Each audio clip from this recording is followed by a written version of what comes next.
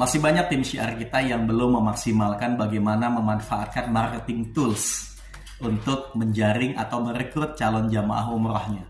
Ya, karena ini bisa difahami karena kebanyakan tim syiar kita memang tidak punya kapasitas atau background marketing yang cukup mumpuni.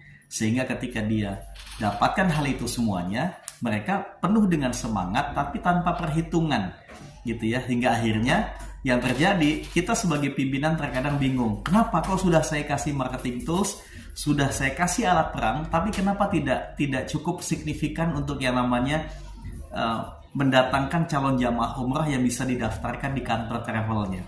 Teman-teman semuanya, para pengelola travel, para pimpinan di mana Anda pun berada, begitu juga para tim leader, ini Anda harus memastikan marketing tools yang sering diberikan kepada mereka, baik itu brosur, kemudian spanduk, kemudian flyer, bahkan masih banyak yang lain, seperti misalkan ada sebagian yang menjadikan seragamnya itu sebagai marketing tools gitu kan, atau bahkan hari ini ada yang membuat video-video yang menjadikan itu sebagai marketing tools. Tapi kenapa itu semua tidak bisa dikonversi menjadi calon jamaah umroh?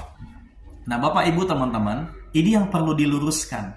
Memang kami juga melihat banyak travel yang hanya membekali mitra syiarnya, tim syiar Baitullahnya hanya sebatas yang namanya product knowledge.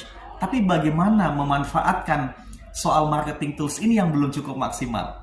Teman-teman perlu difahami, kapan harus memakai brosur, kapan harus memasang spanduk, dan kapan harus memasang flyer. Ini penting.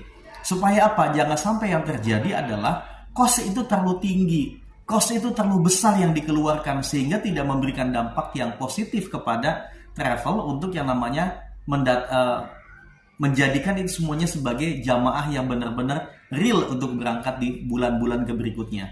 Nah, ini yang menjadi persoalan. Lantas sekarang bagaimana? Ya, memang perlu dikontrol, tapi sebelum dikontrol, beri pemahaman kepada mereka. Jangan sebatas memberikan yang namanya marketing tools, tapi tidak diberikan panduan yang tepat. Kapan harus menggunakan ini semuanya?